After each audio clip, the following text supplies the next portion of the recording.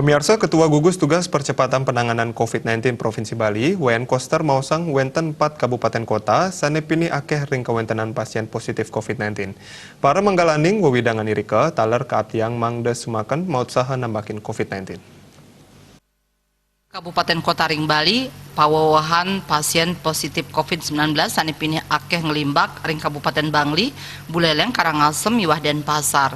Punika ngawinang Bupati Wali Kota ring wewidangan irike keaptiang nincapang uratian tur sumaken sajroning watasin mobilitas krama untuk nambakin panglimbak COVID-19.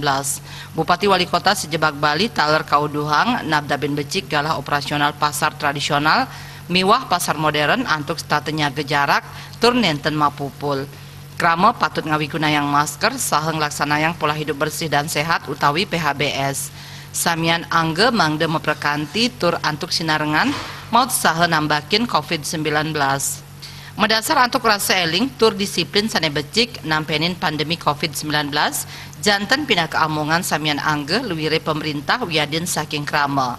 Koster taler ngaptiang majang para naker migran ABK sanit jaging laksana yang karantina ring hotel wiadin genah sanetiosan mangda disiplin sampunang melancaran tur nenten nerimo tamiu rumasuk saking keluarga.